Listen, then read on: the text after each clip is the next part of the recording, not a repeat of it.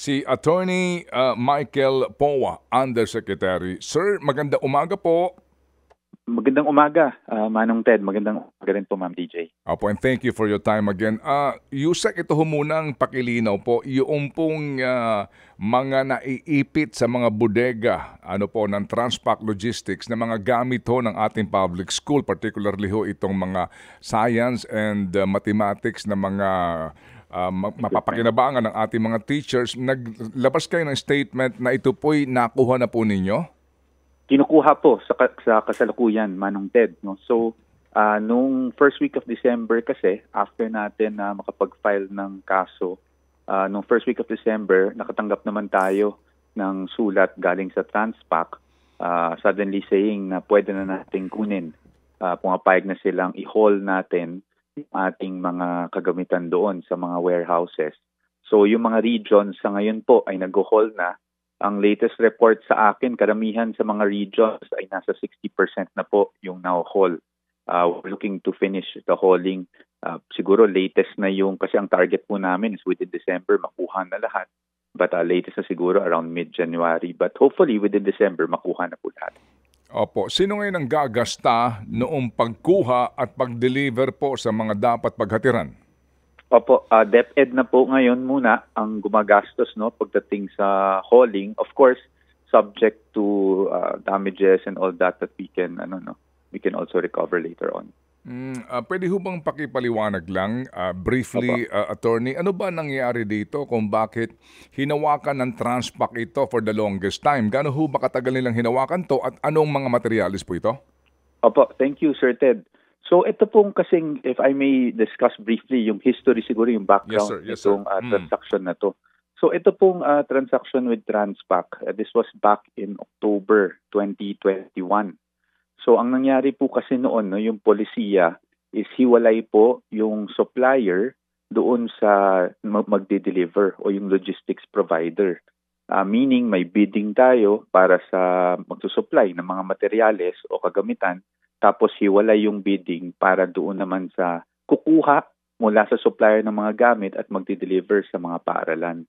So ang nangyari po dito, based on the records that we have, nagkaroon ng framework agreement with Transpac. No? So ibig sabihin ng framework agreement para sa ating mga viewers and listeners is isang malaking kontrata siya na at any point in time during the period of that framework agreement, pwedeng sabihin ni DepEd na pakikuha ang mga gamit na ito. No? Kasi nga may mga different biddings para sa suppliers. Ang period nito ay October 2021 hanggang June 30, 2022. So meron naman pong mga na-deliver para lang po klaro tayo doon at merong mga hindi na-deliver. So pagdating natin nung July 2022, nalaman nga ng ating administration strand na merong ganitong issue na may mga kagamitan na hindi pa na-deliver at nasa mga warehouses ng Transpac or may mga kagamitan na hindi pa nakukuha mula sa suppliers mismo. So nagkaroon ng mga pag-uusap but hindi nagkaroon ng magandang resolusyon kaya naisipan na natin sa DepEd na i-terminate partially yung kontrata. Bakit partially? Kasi nga po nabanggit din kanina, meron nang na-deliver. So yung mga undelivered portion or yung mga portions na hindi na-comply ng Transpac ang kanilang obligation, yun po yung tinerminate natin in accordance with dun sa procurement law. Pagkatapos nun nga ay tayo rin ay since hindi pa rin natin makuha yung mga gamit at that time, tayo ay nagsampa na po ng kaso. And then napunta na nga po tayo sa kasalukuyan kung saan ay biglang nakatanggap tayo ng sulat na pinayagan na tayo na kunin yung mga gamit. Sulat from Transpac? Yes po, sulat from Transpac. Bago ko po tunghayan yung sulat na yan at itong biglang desisyon na ito ng Transpac, anong mga gamit ito na naipit sa kanilang mga bodega? Halo-halo po, no? Meron tayong nabanggit nyo na science and math equipment. Meron tayong mga TVL equipment, which is yung mga test tubes, lab equipment. No? Meron din tayong mga textbooks at meron din po tayong mga school furniture and laptops. At tama ho ba yung report na umaabot sa higit 2 bilyong pisong halaga ng gamit ito? Combined? Opo, nasa ganun po, no? Although hindi natin makuha yung exact number, that's why ngayon habang kami ay kumukuha rin, kasi ang records po natin, we're relying on Transpac, hindi kasi natin malaman kung saan nila nalagay na warehouses, no, yung mga kagamitan. So while we're hauling, we are also asking the regions to do a proper inventory, and also, syempre, kailangan natin malaman kung meron ng mga damage po, no, dun sa goods. Opo. Paid na dito, bayad na ang Transpac dito sa dapat nilang trabaho na maghatid? Hindi po, no? Because ang nangyayari po is ang mga call-off contract po, bali dun sa framework agreement, pag tayo ay nag-decide na meron tayong nanalo na supplier sa bidding, for example, at gusto na natin kunin ng Transpac, nag-execute ang DepEd ng tinatawag natin na call-off contract. Para kasing option contract ang framework agreement, no? Para at within this period, pwede namin kayong utusan na kunin itong mga delivery for delivery na items. So, meron, ano po yan, no? Delivery, warehousing, and tagging. Kasi yung pag nasa warehouse, itatag nila, no, for labeling. So, meron pong warehousing isa na nabayaran. Yung mga delivery naman po, yun, totoo naman po na nagkaroon ng subject of billings yung mga, yung Transpac. But syempre tayo, we are asking for complete documentation kasi hindi naman tayo pwede magbayad hanggat kompleto na makita nila yung mga delivery receipts and all that. So, nandun po yung naging isang issue during sa mga pag-uusap. May part na nabayaran, may mga part na hindi mabayaran. Hindi po dahil sa ayaw nating bayaran, dahil meron talagang tayo naman, wala naman tayong problema magbayad. But it's really on the documentation. Okay, sige po. So meaning kaya ito na antala dahil hindi nagbabayad pa ang DepEd sa lahat ng kontrata because you're waiting para sa maayos na komputasyon before kayo magbayad sa Transpac. Well, hindi po natin masasabi na kaya siya naantala dahil doon kasi hiwa-hiwalay po ang call-off, no? So ang sa atin is, let's say, kung ang dinedemand nila is warehousing, it's not supposed to stop the delivery of the materials kasi yung delivery man po ay hiwalay na call-off contract yan sa warehousing. So, ito hong sinampan yung kaso against Transpac, saan po ito? Dito po sa RTC Pasig. Opo, ano po ang nature of the complaint? Opo, it is a civil action for to recover po, no, yung ating possession. I would like to mention muna the case itself right now because it's part of our legal strategy. Opo, but it's definitely an action para makuha po natin kaagad yung possession ng mga materials na nasa kanila. Okay, sige po. Now, ito hong mga gamit sa mathematics at saka sa science, may issue po daw na ang iba dito yung mga learning materials na maaaring kasi di ba taon-taon po nag-update po ang DepEd. Kung ito po ay luma na, paano po ang gamit nito? Actually, sir, maganda po natanong nyo yan dahil isa yan sa mga tinanong ko nung early pa, nung pinag-uusapan pa kung anong gagawin natin dito. Ang feedback naman po ng ating curriculum strand is number one, hindi pa naman outdated yung mga materials na yan. Lalo na kahit magpapalit tayo ng curriculum, ang curriculum naman natin phased implementation, no? Hindi naman bigla ang palit po yan. But in case na tumagal pa talagang, let's say, worst case scenario, no? Hindi naman po siya magiging outdated pa rin dahil nagagamit pa rin natin siya as supplemental learning resources. Isang magandang usapan yan kasi syempre nung tinitingnan po natin yung mga pros and cons, especially sa ating legal strategy. Tinignan din natin kung worth it pa ba. And definitely worth it siya. Hindi naman natin pwedeng hayaan ng yung mga kagamitan na yan dahil magagamit pa po sila. Opo, wala pong mag-e-expire dito ng mga gamit sa science? We're looking, sir, at yung mga chemicals kasi yung mga lab materials. Ang sabi naman sa atin, wala. But of course, when we hold them, we'll have to also check. Yan ang tinitingnan natin sa RDs. And if ever man, na magkaroon ng chemicals, meron naman tayong mga remedies against dun nga sa delay ng pagde-deliver. Ano po yung remedy na iyon? Yung, syempre po, hindi naman tayo stop to at least file for damages dahil hindi na natin magagamit dahil sa delay.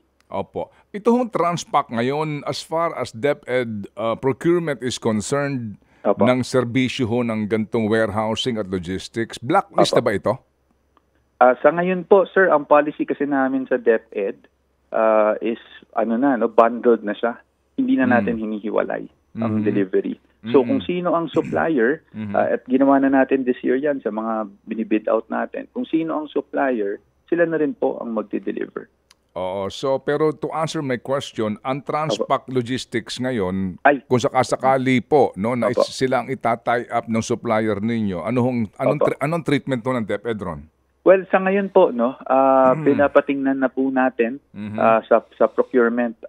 Nagpapatingnan na tayo ng process kung may there are any grounds that we can for blacklisting para hindi na maulit yung ganito. But that is something that the procurement strand is looking at now. Nakapagbigay na po tayo ng instructions regarding that. Opo. Hindi ho ba nagmamatigas dito ang Transpac nung una na hindi nga hawak nga itong mga materialis na ito hanggat hindi sila binabayaran? Di ba ito ang main issue ho dito nung una? Nung una po, meron kasing usapan with our admin strand USEC. Although hindi ako kasama dun sa meeting, but ang report sa akin is there was that that angle na they were demanding for payment for certain items pero wala pa kasi tayong proper documentation. And our position is nabanggit ko nga kanina, hindi naman pwedeng hindi i-deliver kung ang pinag-uusapan na billing ay walang kinalaman doon sa delivery. Pero yun nga po ang pinagmulan nito, hindi ho ba? No? To set it straight, ang pinagmulan nito kung bakit nila quote-unquote hinostage itong mga gamit na ito dahil nagbibiling sila, hindi nyo binabayaran pa, di ba? Well, sir, just so para lang malinaw din talaga. Yes, that was raised during the meetings as reported to me. Although, as to kung yun talaga yung reason bakit nung time na yun hindi sila nakakomply sa obligation sila. Kasi kami pumasok tayo, sir. Nasa, kumbaga, tapos na yung framework agreement actually. So, kung ano yung reason bakit hindi sila nakakomply noong period na yun, it is quite unclear to us. But yes, during the meetings, yan yung nire-raise namin mga bills. Di kaya ho nakatulong dito, ito ngayong mga pahayag ng ilang miyembro ng Kongreso, pati po si Congressman Roman, na committee chairman po ng Basic Education in the House at ang Makabayan Bloc, na gusto nilang imbestigahan ito. Hindi kaya nakatulong yon kasi ang Transpac all of a sudden pumayag na at hindi mo na maniningil at ibibigay po ito sa DepEd ng mga materyales. Di kaya ito nakatulong sa pangamba nila na marami na mabubukwat dito pag natuloy na ang investigasyon? Well, sir, sa akin, I don't want to speculate kasi if I may be factual, yung letter kasi nila sa amin, although we received it first week of December, it was dated, if I'm not mistaken, last week of November. I can verify and message your staff. But so that was before lumabas pa tong mga pahayag or but so I don't want to speculate. But yun po ang kasi I also don't know. Naman letters, they can be dated at a certain point. Pero bukas po ngayon ang DepEd USEC, dito ho sa gagawing investigasyon para magkaalaman tayo. Sabi nga nitong mga nag-file resolution, para hindi na ho ito maulit pa at malaman natin kung meron pong pagkukulang dito ang sino man. Of course, tayo naman po sa DepEd, kahit anong imbitasyon ng House or ng Senate, ay parati tayong bukas. We are always willing to participate. Ngayon, kung sa mauulit pa, definitely that's no longer a policy that we follow. So, iniiwasan na po natin yan. Sir, maliban po dito sa Transpac issue na ito, at yung DepEd laptop na yan, ngayon po, may panibago na naman pong findings ang COA. Ito ho naman, yung mga pinagbibili ho ng DepEd na tablet. Ito ba'y alam nyo na ho na meron pong mga nakita ang COA na 116 million mahigit na halaga po ng mga tablets na pinagbibili daw ho at doon dinistribute sa Batangas. Pero ang report nga, ay defective batteries and then yung mga screen nito ay may problema din. So lumalabas po na substandard na naman ito ng mga procurement po ng DepEd. Yes, sir. Yung ang natutukoy natin na findings ay based on the COA report ng 2022. So unang-una, when lumabas yung mga ganyang sa COA findings, Siyempre po nakausap natin yung SDO Batangas at that time kasi nga sa regional level siya, wala siya sa CO. Ang sabi po sa atin, and yun din ang naging response sa COA, is number one, talagang yung kung meron mang defect ay napalitan daw ng supplier ang mga defective na goods. These were goods apparently that were procured back in 2020 or 2021. Yes, sir. Yes, sir. Yun po ang naging report. And natanggap naman po ng COA, although syempre may mga recommendations si COA to tighten yung ating procurement process. That's why yung 2022 na COA report na yan, binigyan tayo ng COA ng unqualified or unmodified opinion, which is a first in DepEd's history, meaning nag-comply tayo sa mga financial reporting standards ng COA. But tayo naman, of course, meron tayong mga ganyang naabutan. That's why also minarapat natin na mag-create na ng procurement strand. Meaning yung procurement strand, hiniwalay natin siya doon sa dating admin strand para may tututok talaga na USEC and ASEC sa procurement natin. Not just in the central office, but of course, nationwide. Opo. To be fair naman, hindi ito sa panunungkulan po ni VP Sara. Ito po yung mga minana nilang problema. Yung nga lang, yung pong mga signatory dito po sa mga kontratang ito, pati doon sa Transpac, yun ho bang mga pumirma ho sa mga award ng mga bid na ito, naandyan pa rin sa DepEd? Wala na po. Si dating USEC Alain Pascua, naandyan pa? Wala na po. Opo. So far po, hindi naman po ito bagong issue po, attorney, di ba? Nung bago pa lang po kayo dyan, kayo sa aming mga panayam po, nangako ho kayo na itong mga kinasangkutan ng mga dating opisyal ng DepEd tungkol sa DepEd laptop na ito, etc. ay iimbestigahan at panagutin kung mananagot. Ano ho ba? Meron na ho ba kayong findings po sa mga nag-award nitong mga kontratang ito na questionable? Opo, sa ngayon po kasi, since wala na sila sa atin, as you know, meron na pong ombudsman case. So tayo po, kung humihingi sa atin ng ombudsman ng mga documentation, nagbibigay po tayo sa kanila. And we are coordinating with the ombudsman with whatever is needed. Ang alam ko po talaga, ongoing na yung case kasi naglabas na nga po ng mga preventive suspension yung ombudsman months ago, I think back in August, late August. So, naghihintay na lang po tayo kung ano ang developments dyan. Pero meron pa ho bang mga natitira dyan na mga involved dito po sa mga isyong ito ng DepEd laptop, maging dito po sa issue po nitong defective na mga tablets? Dito po sa tablet, sir, I will have to confirm with the SDO. Doon sa DepEd laptop natin, wala na po natitira sa atin except, of course, yung isang USEC, as you know, which is also serving the preventive suspension issued by the ombudsman. But doon naman po sa Sino pong USEC yun, sir? Sino pong USEC yun? Sa finance natin. Ano pong pangalan? Si USEC Sevilla. Opo. Preventive suspension po ito. Yes po. Opo. Pag nag-expire na ho ba yun, babalik siya? Opo. Kasi yan po ang ang rules dyan. Opo. Sige po. Go ahead, sir. Yun po. Pero sa SDO, sir, to be honest, hindi kita masagot ng factually right now. Kailangan kong kausapin din yung SDO kung meron pa na natitira dyan. Kasi wala naman siyang, yung finding, yung recommendation ng COA dyan is really on the procurement. So, yan, inayos na natin. But I'll have to ask her kung meron pang natitira. Opo. Ay, salamat po. May pahabol lang pong tanong si Chacha. Yusek, please, ha? Opo. Sige po, of course. Yes. Yusek, good morning po. Tungkol po dito sa unsent premiums and loan payments sa GSIS. Ano na po ang update natin dito? Opo, thank you, Ma'am DJ, for asking that. I think I was supposed to also go to your show last Friday on that. Ito pong GSIS ay kasi to matagal na pong issue talaga to, recurring po to, kung tawagin natin. Talagang nagkakaroon ng problema ganyan. I would know because I actually came from GSIS also prior to DepEd, So talagang may ganitong issue. Ang causes po kasi nito ay yung sistema, yung mismong computer systems natin ay hindi nagtutugma kadalasan, or minsan ay meron tayong bagong empleyado, hindi pa nare-report sa GSIS, sa listahan ng GSIS, wala pa siya. Sa atin, nandyan na siya. So pag nag-remit po tayo, nalalaglag yung remittance, hindi natatanggap on the GSIS side.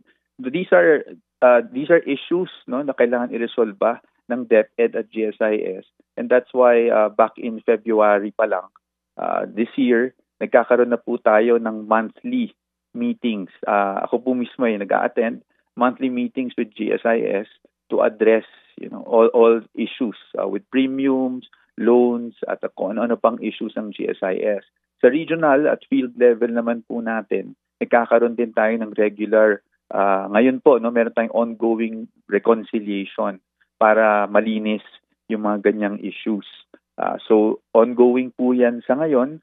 In fact, meron na tayong MOA with GSIS to have exclusive account officers assigned to DepEd concerns. So tayo po we won't stop until ma-resolve natin yung mga yan. Although, to be honest, these are issues that have spanned talagang years po. Oo. Yun nga po sinabi nyo kanina, recurring issue na po ito dyan sa DepEd. Ang COSCA nyo po, galing sa inyo, computer systems na hindi nagtutugma. So ang pagkukulang po ba ay nasa DepEd o sa GSIS? Both sides po. I think we need to really have proper coordination. Kaya nung umpisang meeting natin, talagang inaalam natin kung ano yung sistema ng GSIS, ano rin yung system limitations ng DepEd. Lalo na ngayon, we are trying to have an integrated HRIS system. No? Gustong natin na lahat pong DepEd system ay integrated. So kasama po yan sa mga pinag-uusapan natin kung paano natin maayos itong mga remittance issues. Bukod pa kasi dyan, meron din tayong mga areas sa field na wala rin pong or intermittent yung kanilang internet connection. Oo, mahina. So nagkakaproblema kasi electronic po yung remittance file, nagkakaproblema. So ang workaround naman ng ginagawa ng GSIS sa ngayon ay pag may ganyang problema, mismong yung officer nila pumupunta na dun sa divisions office natin para makipag-ugnayan at matingnan kung ano yung pwedeng gawin within the month itself para hindi na nagpapatong. Kasi yun pong nangyari over the years, nagpapatong-patong. No? That's why, para ma-explain, medyo complicated po siya.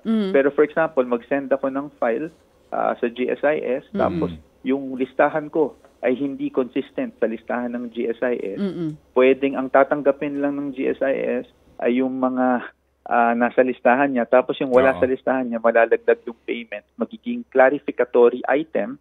So that's why yun yung subject ng reconciliation. Hindi kasi alam kung saan, kaninong payment ito para sa kaninong tao. So yan po ang ginagawa natin sa ngayon, aggressively. Dahil nga syempre, napaka-importante na hindi magpatong-patong at mag-ipon-ipon pa at lumaki palalo itong mga unreconciled. Alam niyo ho, yung administrative issue na yan, nakapagtataka nga kung ba't kailangan humantong sa ganyan, ano? Pareho naman kayong gobyerno. Yes, sir. That's why it's really the system, no? That's why we really that's why there's a need to really see kung ano ba talaga yung reason bakit hindi nagtutugma paminsan. And we're trying to resolve that issue, sir. Okay, sige po. In fact, talagang may issue, may MOA na nga yung GSIS, DBM, and DepEd prior, no, nung 2013 or 14, if I'm not mistaken, covering years up to 2010. But even after that, admittedly, may mga ganitong issues pa. That's why very aggressive tayo ngayon sa pakikipag-usap at reconciliation. Panghuli po, Yusek, itong incentive pay na para ho sa mga deserving na mga kawani ng DepEd, mga public school teachers, kailan pong simula at ano pong panuntunan dito? Ang target po natin ay bukas po ang simula, no, ng distribution. Kasi nga, of course, kailangan natin kumuha ng cash allocations yung ating mga regions. Kailangan ng cash from nakipag-coordinate po with the DBM. Tayo po ay nakipag-meeting na rin with Land Bank para hindi sila mabigla, no, sa withdrawal natin dahil cash po ang pamimigay natin. Magkano po ito, Yusek?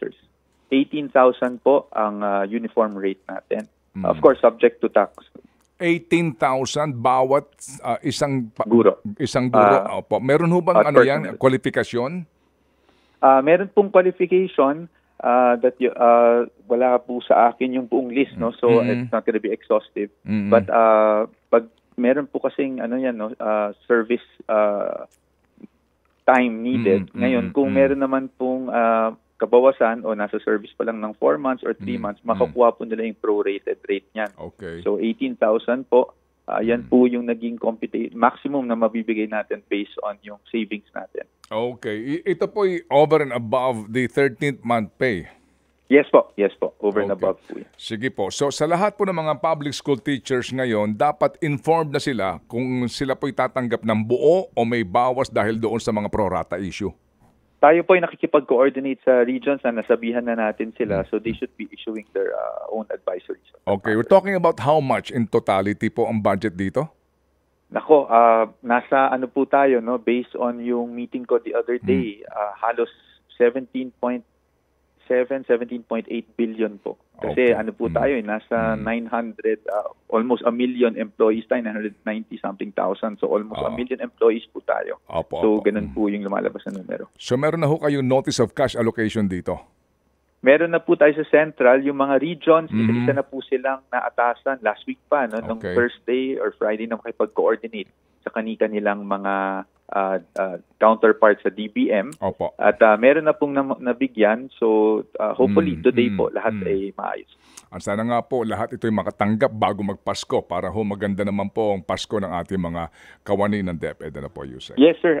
In fact, that's why last week talagang talagang minamadali natin to para kasi yan ang target natin ay bago magpasko ay makuha na po ng ating lahat ng kawani, ang kanilang SRI. Salamat po. At maligayang Pasko po sa inyo, Yusek, at sa buong pamilya po ng DepEd. Maligayang Pasko rin po, Manong Ted at Ma'am DJ at magandang umaga po. Opo, thank you. Si Undersecretary at spokesperson po ng DepEd, si Attorney Michael Powa. Salamat po sa kanyang panahon na ibinigay po sa ating programa. Ted Filon at DJ Chacha ngayon nasa Radyo 5 92.3 News FM Monday to Friday 6 to 10 a.m.